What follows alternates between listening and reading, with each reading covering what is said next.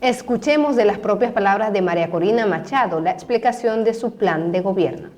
Acudir a los multilaterales, empezando por el Fondo Monetario Internacional, a presentar este plan de estabilización expansiva al Banco Interamericano de Desarrollo, a otros organismos multilaterales o bilaterales, buscando financiamiento para muchas de estas partidas que solo por allí podremos conseguir el financiamiento en una primera etapa. Llevar adelante un proceso amplio, masivo, transparente de privatizaciones. Yo le digo, PDVSA tiene, o el Estado tiene más de 160 empresas vinculadas al sector hidrocarburos nada más. Entonces imagínense todo lo que hay que cortar a los efectos de bajar la carga fiscal en el presupuesto del Estado y poder invertir en lo que es fundamental: salud, educación, infraestructura, seguridad y justicia.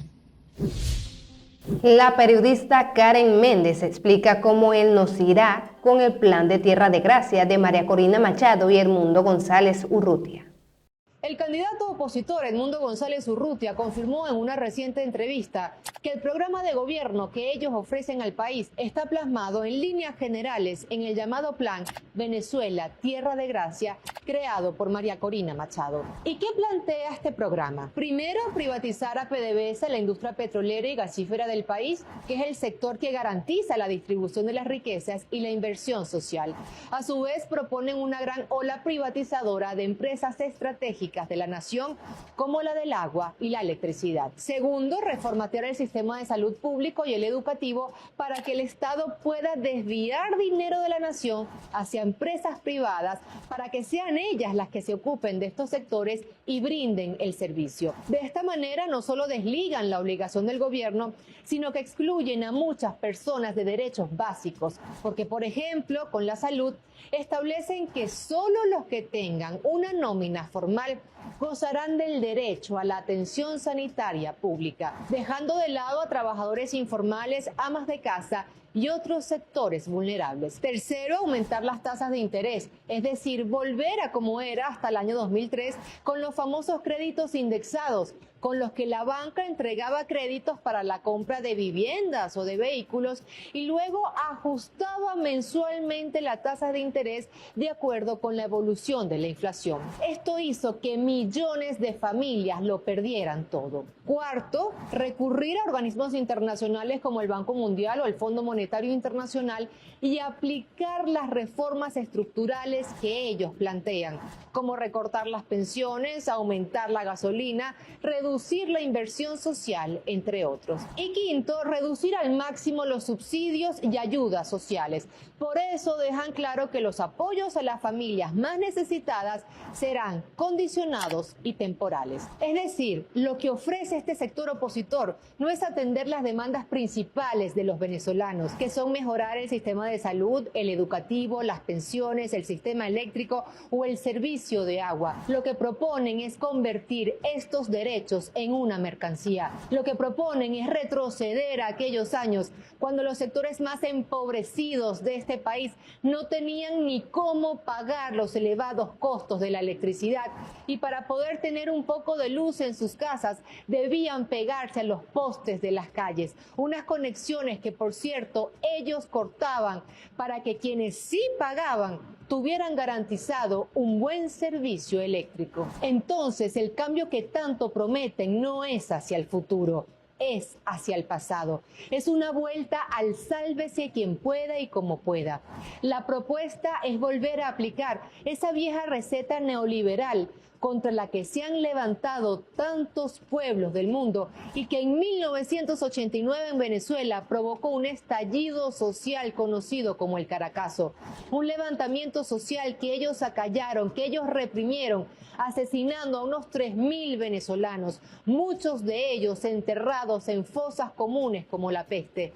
Así que aquí la disputa no es entre individuos, es entre modelos de país.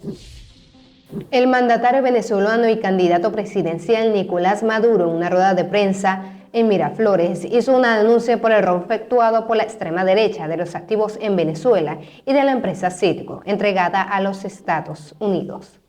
Un día, en una plaza pública, sin decirle a nadie, recibí una llamada de Estados Unidos.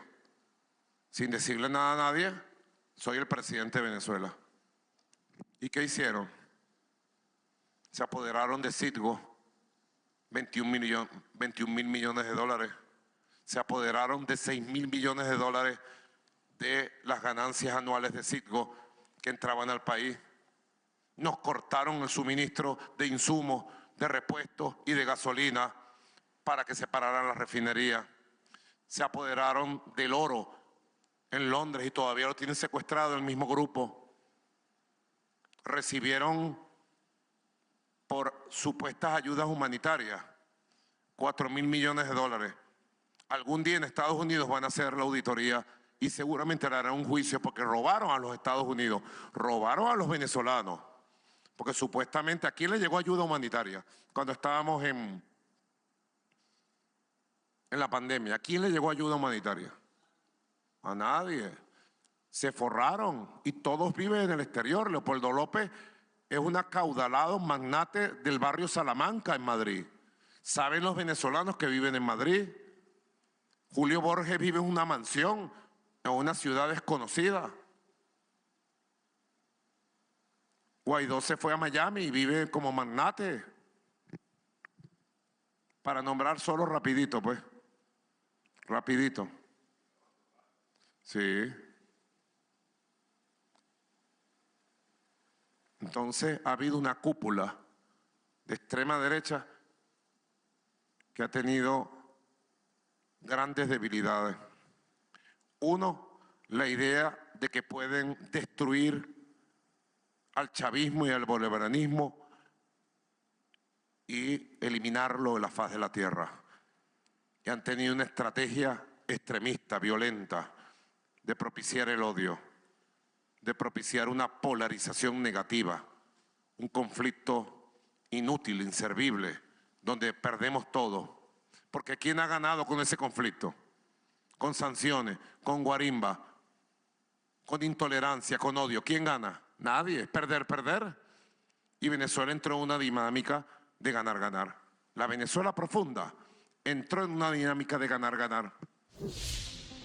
Venezuela acumula 11 trimestres consecutivos de crecimiento económico, tiene la inflación más baja en 20 años y el Fondo Monetario Internacional estima que el país crecerá un 4% este año y que para el 2025 su Producto Interno Bruto crecerá un 3%.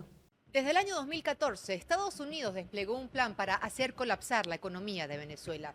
El objetivo, confeso, era lograr un cambio de gobierno y así tomar el control del petróleo venezolano, las mayores reservas certificadas del mundo. De vez en cuando tenemos que torcer el brazo de aquellos países que no quieren hacer lo que queremos que hagan. La mejor resolución sería acelerar el colapso, aunque produzca un periodo de sufrimiento mayor por un periodo de meses o quizás años. When I left, Venezuela was ready to collapse. We would have taken it over. We would have gotten all that oil. It would have been right next door. Con la imposición de más de 930 sanciones contra Venezuela, dirigidas principalmente a bloquear el comercio de petróleo, gas y oro, Estados Unidos estuvo a punto de hacer colapsar este país. Y todo esto se tradujo en sufrimiento e incluso muertes por la falta de medicamentos, alimentos y por los daños que se provocaron en el sistema sanitario, eléctrico y educativo, más la ola migratoria que separó a millones de familias venezolanas. Pero cuando muchos se sentaron a esperar el derrumbe de Venezuela, la historia empezó a cambiar a partir de mediados del año 2021. Y hoy, este país muestra otra cara. Por ejemplo, para 2024, Venezuela tiene la inflación más baja en 20 años. La producción petrolera alcanzó ya casi el 1.000.000 de barriles diarios. Por primera vez, el país tiene un abastecimiento pleno, con un 97% y además con productos nacionales. Se ha logrado una estabilización cambiaria, la más estable en 13 años, y la recaudación tributaria ha aumentado un 93% en los últimos 4 años, lo que significa una reactivación y un crecimiento de la actividad económica. También se ha ido recuperando el ingreso. Las exportaciones no tradicionales han crecido en los últimos 3 años un 261% y el país acumula 11 trimestres consecutivos de crecimiento económico. A su vez, el Fondo Monetario Internacional, nada afín a la revolución bolivariana, estima que Venezuela crecerá un 4% este año y que para 2025 su PIB crecerá un 3%.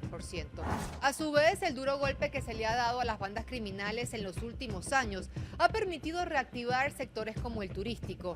Y en el último año, más de 1 millón de turistas de distintas partes del mundo han podido disfrutar de las maravillas naturales y culturales que ofrece este país. Algunos hablan del milagro económico en Venezuela, pero más allá de explicaciones sobrenaturales, aquí hay razones concretas.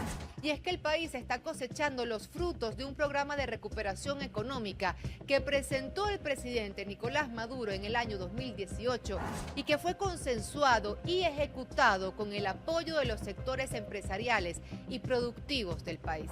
Que aún falta mucho por hacer para recuperar el salario de los trabajadores, el estado de bienestar, por atacar la desigualdad y sanar las heridas sociales que provocó el bloqueo, es cierto. Pero que Venezuela haya podido levantarse a pesar del peso de 930 sanciones y que el plan que a Estados Unidos le resultó exitoso en el Chile de Allende haya fracasado en Venezuela es sin duda un hecho plausible del que hay que hablar y una muestra de lo que es capaz de hacer este país. Vamos a una pauta publicitaria, pero antes les recordamos que somos la única televisora del estado Cojedes donde compartiremos cada noticia de Venezuela. Ya regresamos con más de Noticias Digital Visión.